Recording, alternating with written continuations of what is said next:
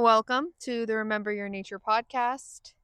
My name is Faith Hannah Corbin, and I am your field guide today.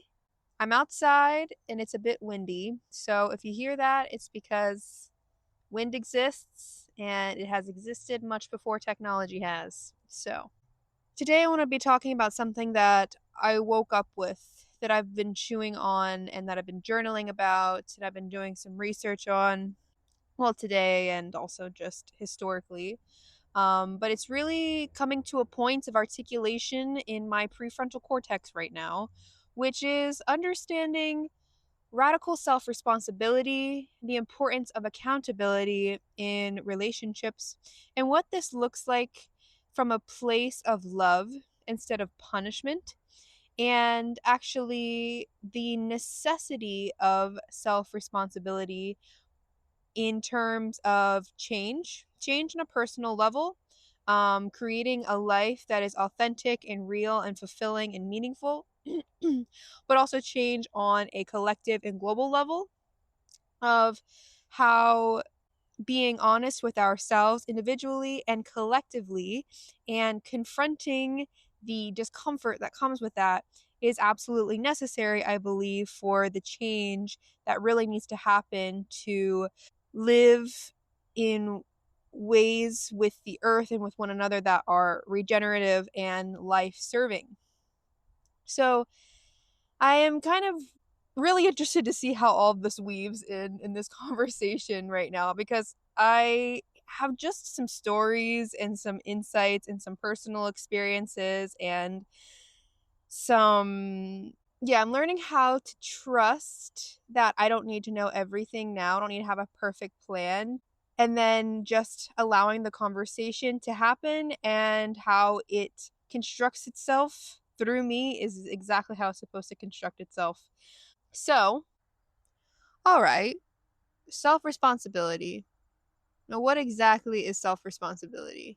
In my understanding, self responsibility is the ability to own and take ownership for one's life completely. And radical means completely.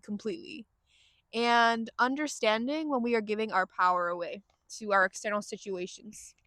Now there's nuance here, because I am speaking about individuals in a modern Western industrialized context. There are legitimately people that are being exploited, to the point where, like, in the 3D reality, they may not actually have any power, because there is another entity or another human being that has, like, literally stripped their power away. I'm not talking about these people. I'm talking about us. And if you're listening to this podcast right now, I would assume that you have some level of freedom and ability to connect to sovereignty. Now, I believe that we are all sovereign beings, but when we're speaking about power structures and how we can be in the world, there's complexity and there's nuance here. So, radical self-responsibility is taking complete ownership of your life and being completely honest with how your behaviors are affecting your life. So, if you are having a life experience and there are things that are happening that you do not like, that are not fulfilling to you, that don't feel good for you, such as relationships or such as job or such as all of the things.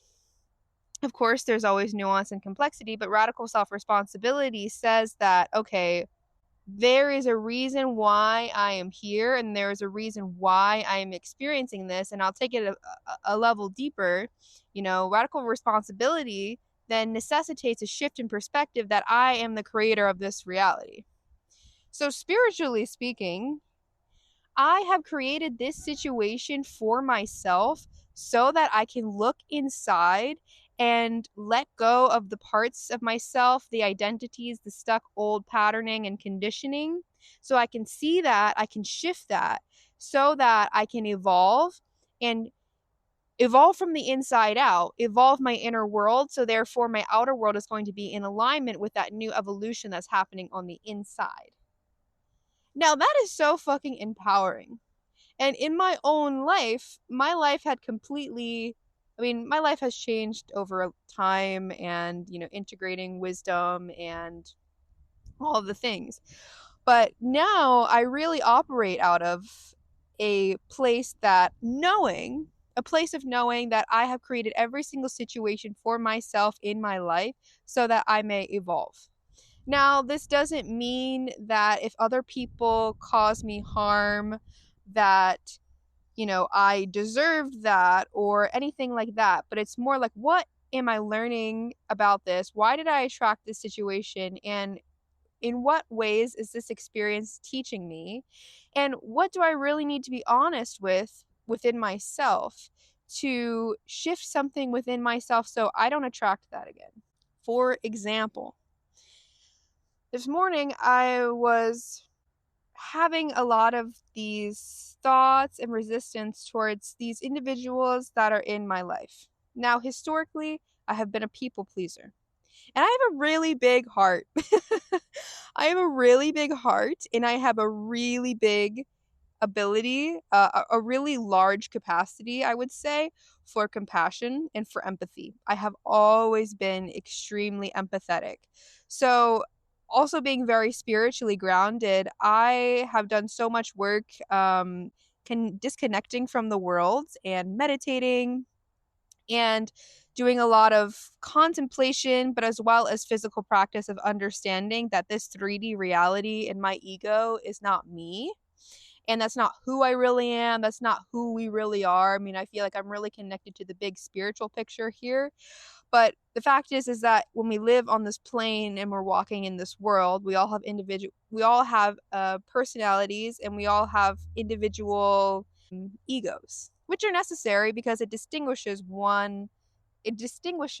ourselves from one another. And so there is an ego function here. But that being said, I've also done so much work of learning how to understand people, learning how to understand their values, their what motivates them. I have formal training in human behavior, and it's also something that I live and I embody, like in my own self. I'm working on myself all of the time, and I've learned not to shame or judge myself for my humanity. And so therefore I don't usually shame or judge other people for their humanity. So when I see people orienting themselves in a way that's dysfunctional, I understand why. And I understand that there is so much underneath that one sentence that they said or that action they're taking. Like, there is a whole cacophony, if that's the right term, of reasons why that person is acting in the way that they are. And that they are deserving of love and compassion and dignity and respect no matter what. Like, we are all entitled to that. Like, that is our birthright. And so, like, I generally walk in that way of a deep love and reverence for myself and respect for my human process, and letting go of judgment and shame when I make mistakes or when I don't say something that's perfect or when I accidentally unconsciously harm someone, or when I move in a way that is not fully informed, but I kind of have the audacity. And so I've learned how to just have peace and compassion, because that's how you grow and that's how you learn. And similarly, with other people, I have so much understanding and compassion for why they do what they do. Now, this has been a little bit to my detriment, because that, mixed with people pleasing and not fully recognizing and pouring that love back into myself, still holding on to these beliefs that I'm low-key unworthy and that there's a part of me that doesn't feel as valuable as the value that I put onto other people, then that's where I tend to not have boundaries, and I have a hard time having healthy criticism. I won't say judgment. I mean, I feel like judgment and criticism they're very similar, but there is there is a necessity for criticism. There is a necessity for a level of judgment that isn't punitive, that isn't based on punishment of me trying to be bigger than the other, but more a healthy discernment. Like, this is a really important thing to do because yes, we're all beings full of love and children of God and all of the things, and worthy of respect and dignity and being heard, and we also are entitled to our own human experience and our own opinions and all and our own perspectives, and everyone is going to be unique in that way. But for me, I tend to see the best in people, and I've always tended to see the best in people, and I've always tended to trust people like right off the bat without really taking the time to discern, to have healthy criticism, and to protect myself. Now, I think that this is a normal phenomenon, especially in the way that like cis women have been socialized in our culture to yeah, this isn't fully articulated, but there's just something in our history and in our past and ever in our evolution where like I mean, we just haven't really been able to learn how to protect ourselves. Like, historically, we haven't had any power or any ability to like have the sovereignty in society, like in our 3D world to protect ourselves. And so, you know, there's been so much that's been taken from us as women, and so that's not a fully articulated thought, but I just know that there's something there. Maybe that will resonate with you. But now I'm starting to connect to my healthy criticism in the world. And it's interesting because as I radically hold myself accountable, then I am more able to radically hold other people accountable in love. Because I recognize that when I hold myself accountable, this is the highest act of love that I can give to myself. Because I'm actually being truthful with what I see, and I'm actually empowering myself to make the changes that need to change, to grieve what I need to grieve, and to take the action that I need to take to change so that this thing that's happening in my 3D reality isn't going to happen again. And I'm creating more love and more life and more fulfillment and more purpose so that I can get the most out of life. So I can appreciate life the most, experience the most pleasure and the most beauty and the most love, and also the most authenticity and the highest ability to create work that's actually going to speak to our hearts in the way that is most needed. And this all comes from my own introspection and my own self reflection and holding myself accountable.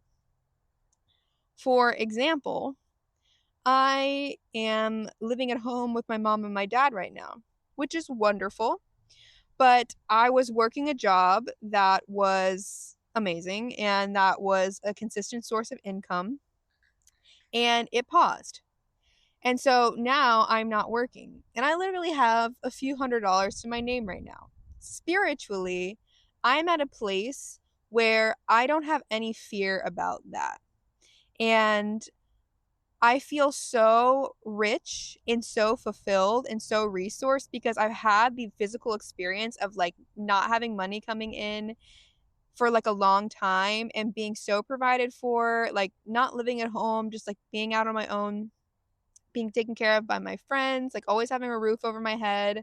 I've learned how to be so adaptable and so resilient, and I've become really resourceful because I have done a lot of work to decondition myself from the fear around money and making money, which I feel like is really necessary because when you don't do that, and you're holding on and gripping onto money so tightly and making that the highest goal, then we really inhibit ourselves from appreciating what is real wealth, it seems. And if we're always trying to grasp money, then no amount of money is ever going to be enough. And I have completely been listening to the wisdom of these conscious individuals, but also kind of just like the conscious way that when you feel rich and resourced, no matter what your money situation is, then you are creating the foundation to be able to receive money and receive resources in whatever way that it is and hold it with wisdom and to be able to use it well and to be able to use it in a way that's life serving and to enjoy it and to appreciate it. So I've done so much work around money and my fear around money. And I also have moved back home without planning to, but because my work stopped, I'm just gratefully here and grounded. And spiritually, I know that I'm just like learning how to be with my mom and dad and learn my lessons even deeper and to do ancestral work and to show up in love, no matter what, because really these are all of I've had the most amount of karmic interactions here in my childhood home, so I see that as really valuable. And I also recognize how valuable it is to literally have my full-time job be healing my nervous system and to utilize this time to deeply integrate, work on myself, and to allow my body to heal because I am so safe, because I'm so provided for. And so this has been my work. And not even that, then taking aligned action in the direction of my dreams and continuing to learn and educate myself. So I haven't really felt this like huge fire under my seat to create a consistent income for myself because I have a wonderful family that trusts me and sees what I'm doing and, just like loves me being at home. So that's completely fine. And I also feel like super rich and resourced and super provided for. So it's not this like need to reach for. But like a few days ago, I actually had to hold myself accountable to the fact that, like, Faith, you have a few $100s in your bank account and it's really stressful. There is this level of stress that you have every time you make a purchase because you know that those resources are precious.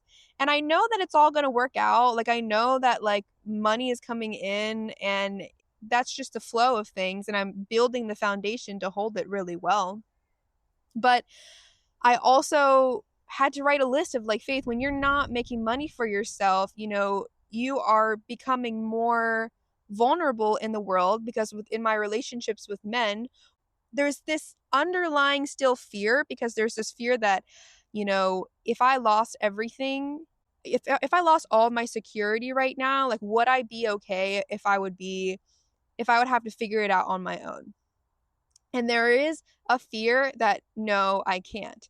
Because growing up, I was very dependent on my father, and which is like a completely okay thing, but there's still this I feel like masculine wounding within my own self where I'm afraid that I can't do it alone.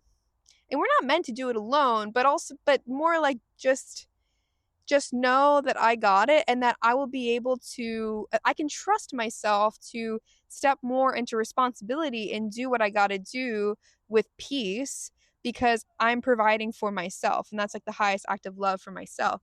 So, I'm writing this list and I'm like, it's actually not feeling very empowering to not make any money because there are things that I really desire and there's these opportunities that I could engage in. But if I'm feeling under resourced, I'm just making myself more vulnerable because I have less agency and less ability to choose. Now, I feel like this is kind of like the shadow side of complete surrender. And like I've done this, the like complete surrender and just like staying with friends and trusting what's going to work out and like not having money. And this is a really powerful experience to have. And I'm grateful that I have gone through it and that I've trusted and I've prayed and like things have come to me and like that's amazing. But there is this aspect that like I don't have a level of like control and agency to create like 3D security for myself. And now I recognize that how I want to move forward in the world as an empowered, independent woman, and to be the kind of woman that like I want to be for all of the women that came before me, and also just the life that I want is full agency, sovereignty, and autonomy, and that means like being financially good and secure. And not just that, but knowing that I have done it and I am doing it in a way that is not lowering my standards at all. That is actually so aligned with who I am and utilizing my specific gifts and my talents and skills. Like, I see that in the higher level perspective of things, this is exactly what I've needed to go through. Like, I've always been destined for so much wealth and so much success, but I've had to go through my dark night of the soul so that I can look inside and see what really matters, so that I can create that wealth and that stability in the 3D world in a way that's actually life serving and that is actually authentic to who I am. So it all feels like really necessary and really important lessons to go through, but I don't want to be under resourced. There are so many resources that exist in this world, and I really believe that we need to just funnel the resources, like so much fucking money. If we're speaking about money, like there's so much fucking money. We need to get money in the hands of people that know how to hold it and use it well and use it wisely in service to life. And so I'm just being prepared to be an individual that's going to be able to hold resources in service to life. So this is me holding myself accountable. And so yesterday I applied for a job that feels aligned with me, and I've been letting go of this lack mentality that there aren't positions out there that are aligned with my values and my mission and would be really exciting and beneficial for the world to engage in. And that felt like really empowering, and it felt like the energy was really moving yesterday. And so I've been holding myself accountable. And this morning I woke up and I'm just having these thoughts about these people that are in my life, and it in complete love and non-judgment. I've been recognizing that I tend to not see the parts of other people that are hard to recognize because it's hard for me to allow myself to feel when I have been wronged. I've allowed myself to be treated poorly a lot in my life because there is some unconscious belief that that's what I deserve. And so historically, when I have been in relationship, I've just like unconsciously brushed so much under the rug and overridden my intuition a lot because there is that unconscious feeling that like, this is just what this is like what I deserve. And this could be in romantic and like in not romantic, but now I feel like I'm finally learning how to use my I've always been a great critical thinker, but like when it's around people, I just tend to like just see what's good and to not really analyze and bring to light what doesn't feel super aligned with me and my values and what I believe in the world and what I believe is important and how I know that I deserve to be treated. So this morning there was three beings, and this morning I started to just make lists about how I was actually feeling with them because their unconscious treatment of me, and because unconsciously they've treated me in a way that I see now that I don't want to allow and that I don't fully resonate with, but because I did not analyze that before, I would just continue to want to pour my love into them and want to create more intimacy in the relationship. But now I've been asking myself, like, do I actually want to move forward and pour my energy into this relationship if they are not going to be able to receive me and to give me, or they're not available for the level of love and presence that I require to have someone be close to me in my life?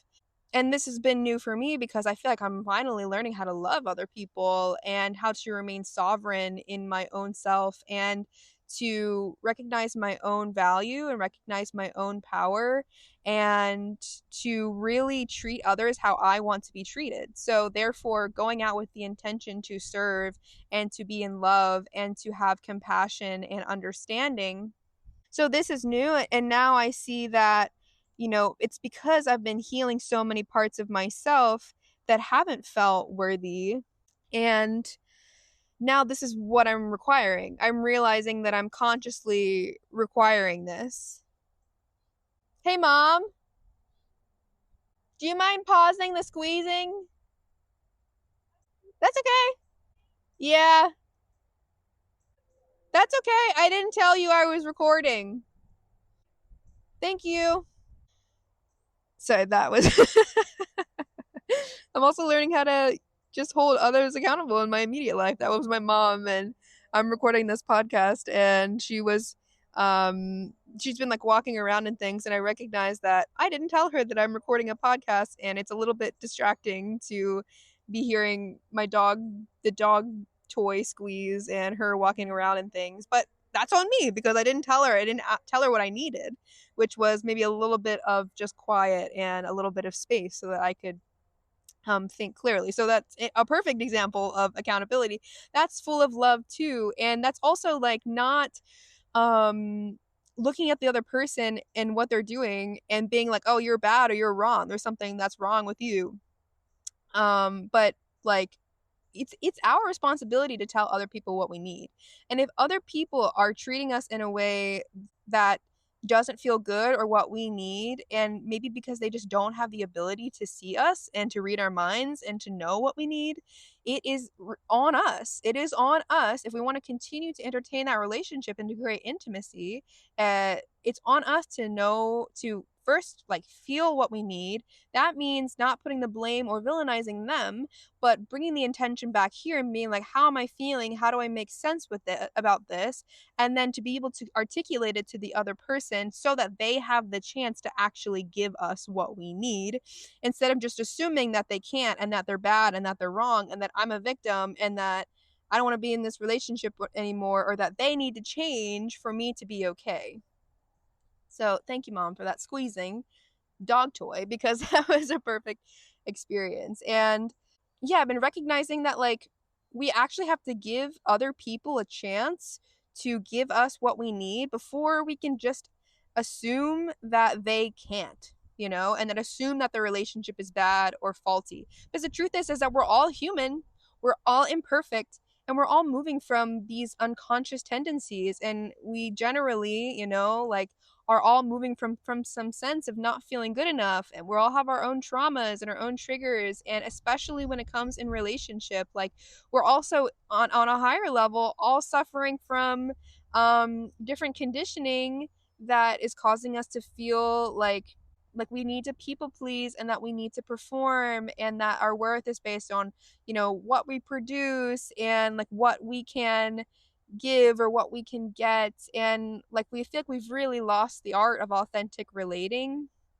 Not lost, but we have forgotten, and it's not something that's been really emphasized in our culture, especially because it seems that we've really forgotten how to be in community. Because now, like I'm speaking about in the United States, like we're really disconnected from each other. We're like on our screens and we're in our individual cars, in our individual apartments, in our cities, or like the art of like real community and being in a tribal situation is not an experience that we have. So of course it's going to be hard for us to like learn how to really relate to one another and to not just feel bad.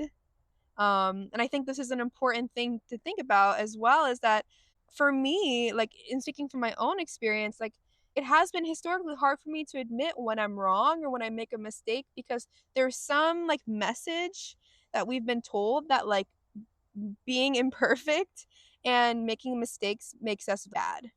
And so we cannot admit we're going to have too much pride, and we could not admit when we're actually wrong, or maybe not wrong, but there's more information that we can have to have a better, more informed, more expanded perspective.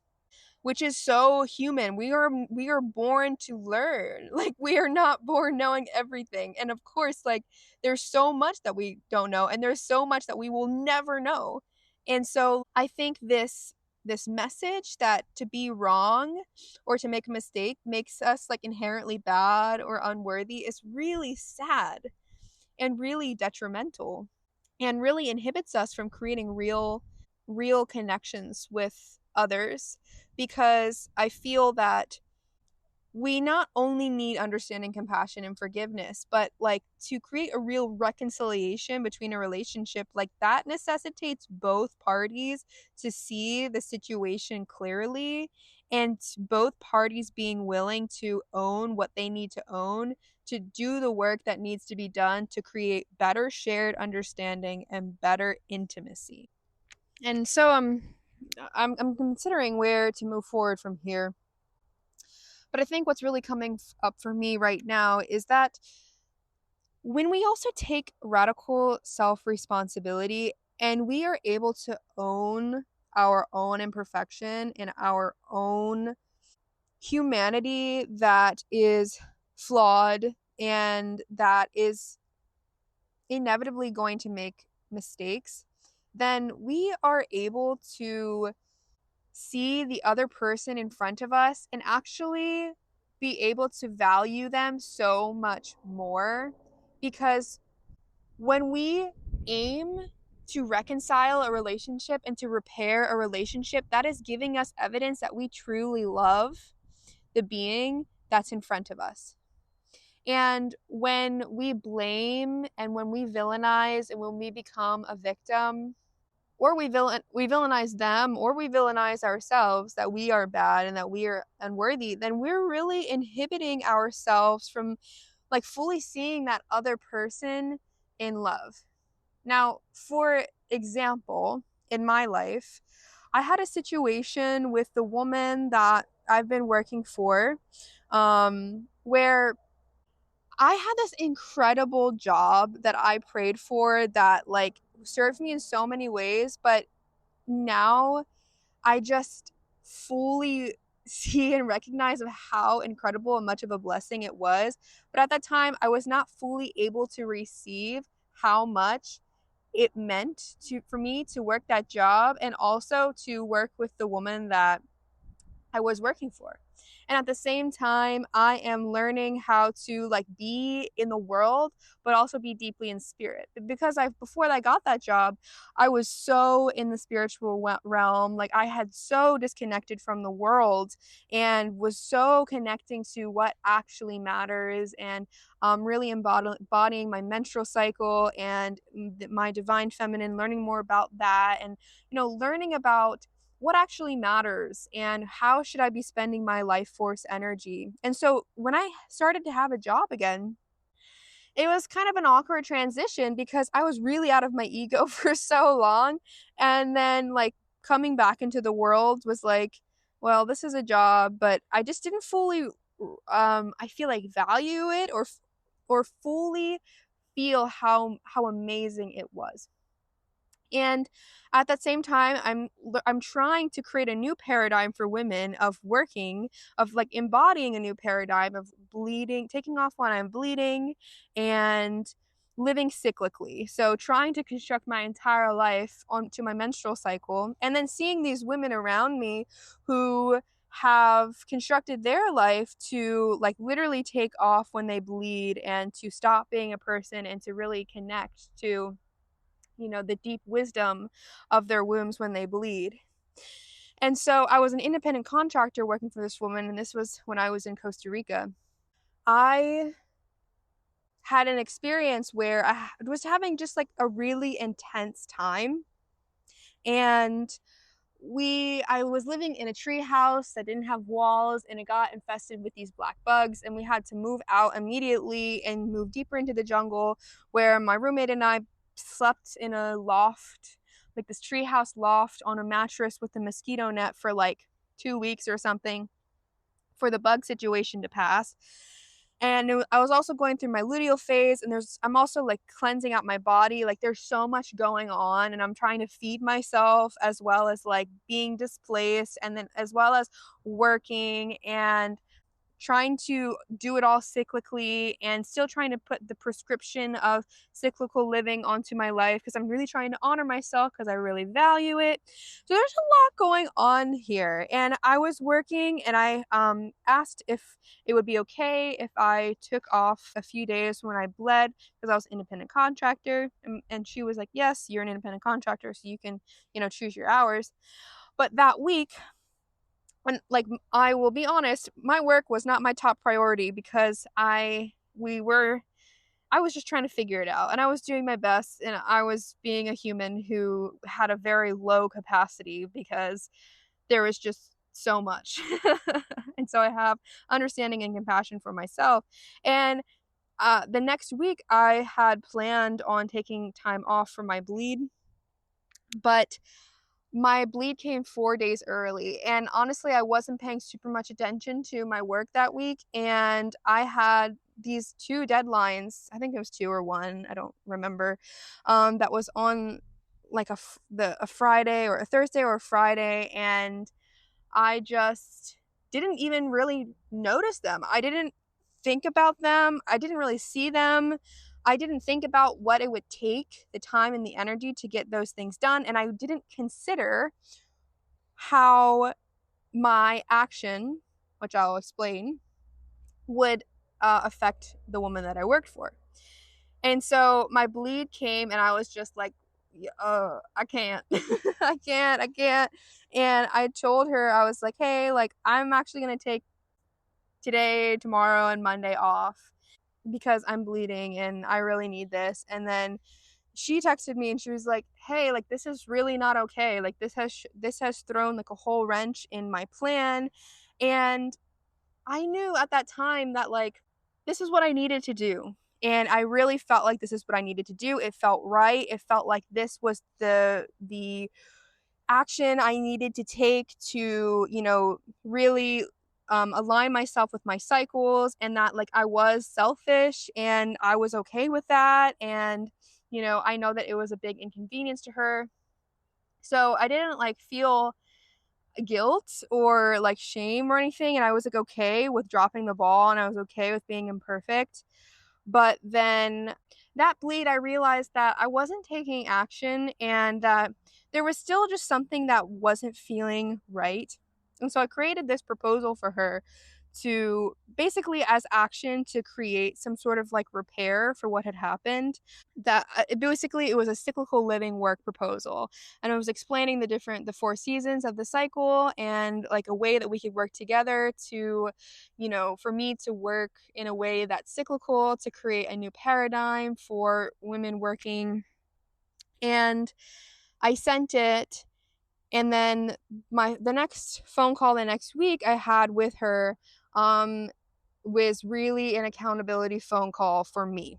So I had this phone call, and basically it was her giving me really true, harsh, at times, feedback of how this action that I took really not even made her feel, but also affected her in her life, because me not doing those things and meeting those deadlines forced her to have to make up all of that work. And she had a friend coming in that weekend and she had to work like all weekend because of me. And then she said something that really made me think of like, well, what about me and my menstrual cycle? And it just doesn't feel very considerate of me. And she was telling me all of this feedback. And my response is just like, when I'm speaking to her, is like, oh my gosh, yes, I totally understand. I'm so sorry. Like all, just kind of taking this people pleasing inability to like stay and have a backbone within myself, because my backbone was that I really felt that I was doing what I needed to do. And it was in no intention to hurt her or to harm her at all. Like, I feel that I am born here to bring the divine feminine back and to be a trailblazer and a pioneer and a model for other women, so that we may be able to remember our power, so that we may be able to live in a way that's life-serving to us so that we may be able to show up in our power and in our leadership. So like that's my backbone and that's my truth. But when she was giving me all of that feedback, it's like I completely lost that backbone, and I just wanted to make sure that it was okay, because it was so hard for me to know that someone else was mad at me, because there's unconsciously a belief that I am bad and unworthy if I make mistakes, or if I drop the ball, or if I inconvenience other people, or if I am imperfect. And so the people pleasing, it's like I couldn't even have that authentic kind of relating with her for me to own myself, own my the way that my action affected her, but also own my truth. And I think that creates an opportunity to actually in that moment create life-serving solutions. However, it was very people pleasing, but I really received the feedback. And after that phone call, I just was like, I was grieving so much. I just like went into the middle of the jungle and was just like sobbing, because I really felt so sad that I had, burdened her so much and like hurt her. And I allowed myself to feel that, and that I wasn't considerate to her and what she needed from me. And also what I was responsible for, with those deadlines that I wasn't really paying attention to that week. And it honestly created a little bit of a rockiness, I would say, in our relationship. But she didn't let me go. And she really held me accountable, but she still stayed on with me. And then we like created a solution where I took off when I was bleeding, and she was like open to that and willing to work with me, even though it really inconvenienced her and it wasn't a way that she operated in the world, so maybe like was a little foreign to her as well.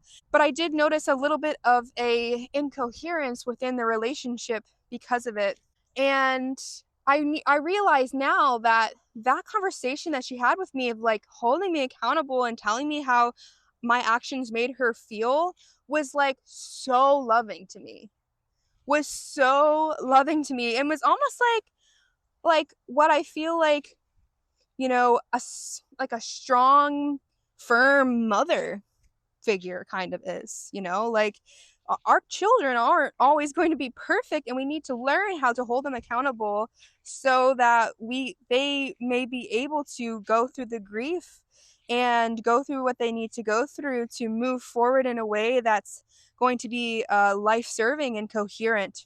And now I see how much of an act of love that was, and also how I'm learning how to not lose my backbone and to be in conflict and confrontation, and to learn how to remain rooted in myself, but also being like a permeable membrane of allowing that other person's truth to come into my field and to help me look within myself and to change what I need to change so that I could be able to move forward in a way that's more life-serving. And it did feel a little harsh in the moment, but integrating that experience has taught me so much. And if she never like sat me down and gave me that feedback, that would be that would have taken away so much opportunity for me to grow and to look at what I needed to look at, which was, when I have a responsibility such as a job, such as being in the world, and I write a contract, I say that I'm going to do these things, like it's my responsibility to do them. And I'm just growing up. I'm becoming an adult. I'm becoming a person in the world, and I've been recognizing how there's been parts of me that have been resistant to having responsibility and to really holding myself accountable. And so it's just all a perfect journey.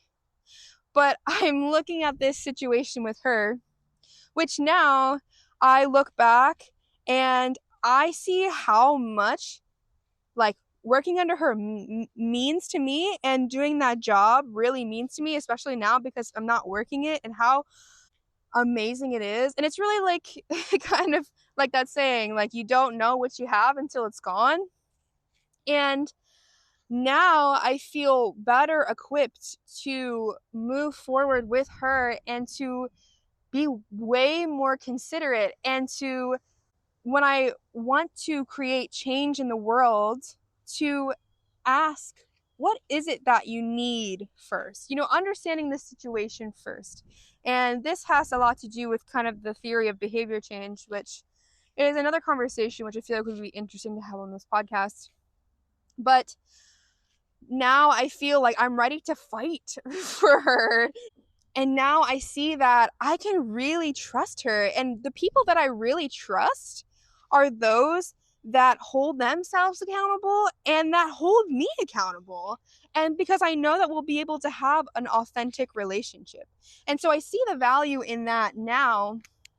And so then I have this thought of, that was so valuable for you, Faith, and that was so loving for you, even though it was really hard to receive in the moment. And you are not holding other people accountable and doing the same kind of thing with the same intention. And that is taking away their opportunity to grow.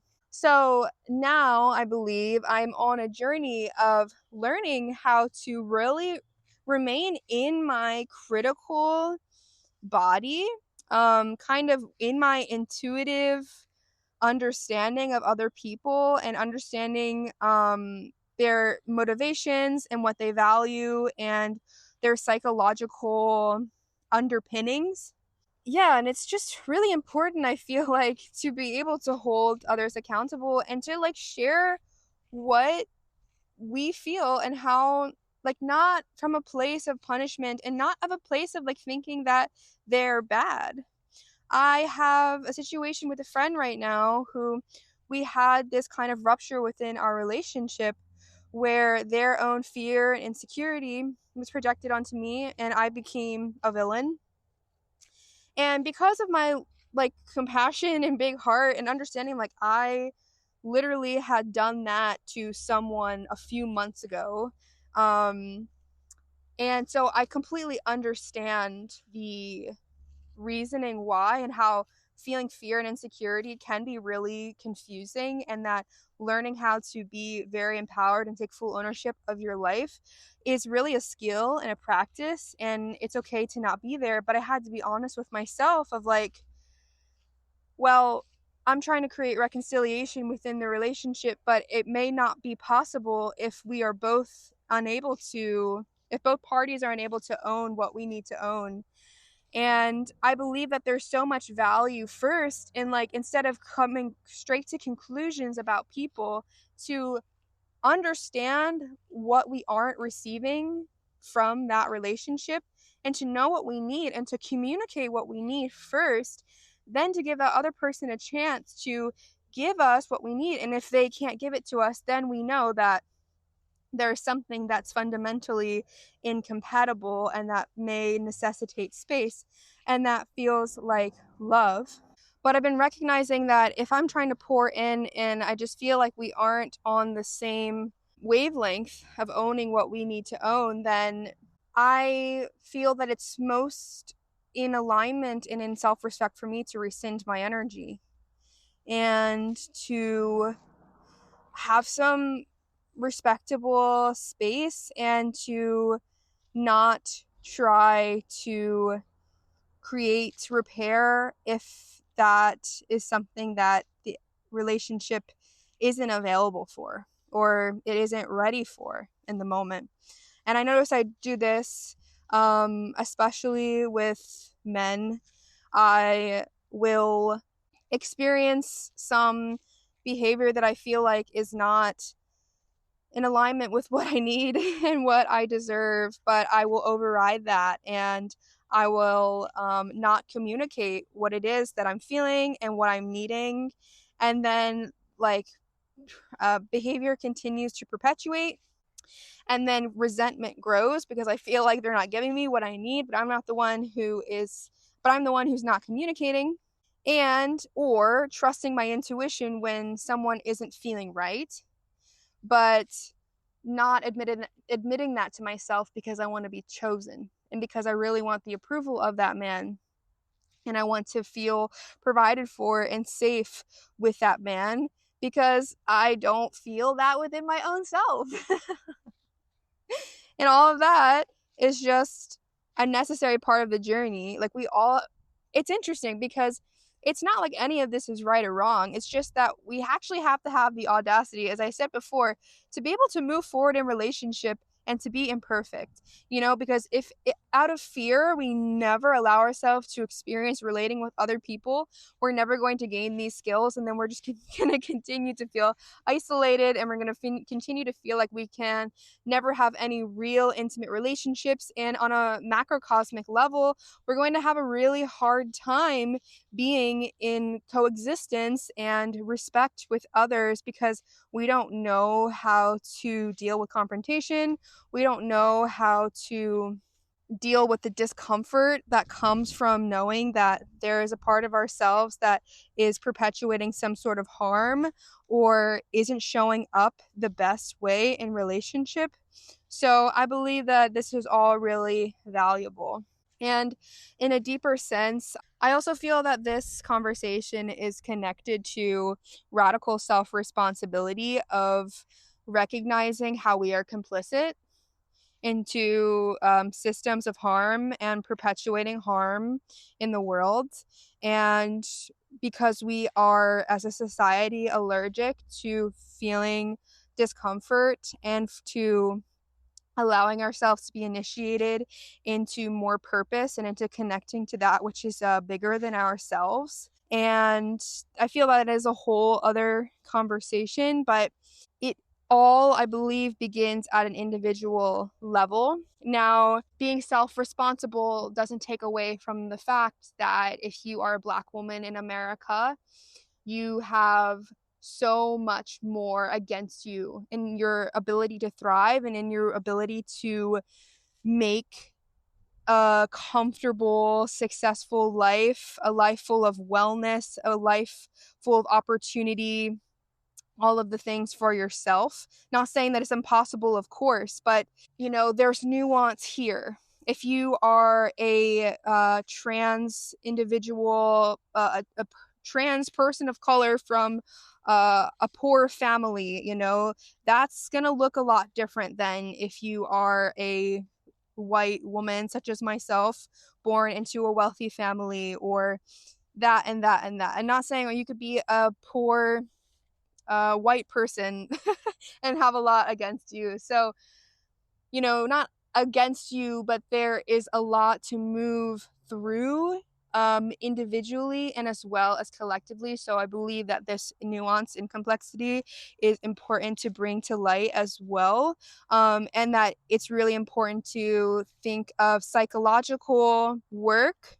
To think of it, it's important individually on the individual level, but if we do not take into account how we relate to the world and how the world is influencing us and affecting our ability to be well and to create lives of dignity and prosperity and potential, we're really leaving out really important aspects of the conversation. So I believe that the inside and the outside need to be bridged.